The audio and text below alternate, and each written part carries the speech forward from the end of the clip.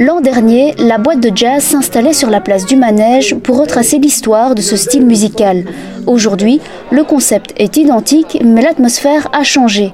L'idée est de recréer l'ambiance d'un cinéma d'époque au sein duquel un projectionniste vous raconte l'histoire du 7e art. Un projectionniste qui n'est autre que Jean-Pierre Castaldi.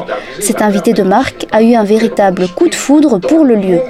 Cédric Monnoy, mon producteur, me dit « Jean-Pierre, voilà, j'ai une idée de spectacle pour toi l'année prochaine ». Et il m'a emmené voir ce qu'on appelait à l'époque la boîte à jazz. Et là, c'est incroyable. J'étais dans une espèce de petite boîte de nuit de la Nouvelle-Orléans ou de Saint-Germain-des-Prés avec...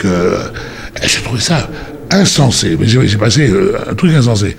Et en sortant, je dis, mais qu'est-ce que tu veux faire là-dedans? Et ben, il me dit, je voudrais que tu fasses dans l'histoire du cinéma. Mais je dis, mais comment ça, l'histoire du cinéma? Et je dis, mais pour combien de temps? Il me dit, 1 an. Mais je dis, mais t'es... non. Et il me dit, oui, je peux te garantir 150 représentations. Au fil du temps, Jean-Pierre se montre de moins en moins perplexe et accepte d'endosser le rôle de conteur. Un immense privilège pour ceux qui travaillent avec ce monstre sacré du cinéma. C'est aussi particulier de jouer avec une bestiole comme Jean-Pierre Castaldi, oui, c'est sûr.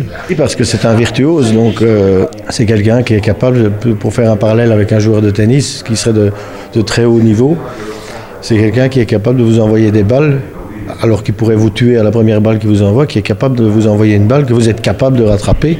Pour nous, raconter l'histoire du cinéma, il fallait trouver quelqu'un qui ait la légitimité pour le faire. Alors, peut-être les gens ne le savent pas toujours très bien. Jean-Pierre, il a évidemment énormément de talent. Il le prouve tous les soirs sur scène, mais il a une carrière énorme. Et il peut vous raconter toute l'histoire du cinéma parce qu'il l'a vécu.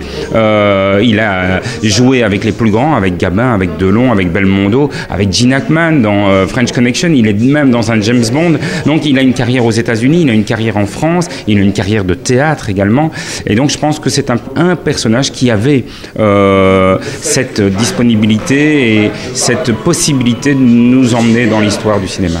Plus de 100 films sont évoqués au cours de cette balade, qui a également une visée pédagogique, donner l'envie à la jeune génération de découvrir ou de redécouvrir les grands classiques. Là, on est quand même totalement en prise avec eux.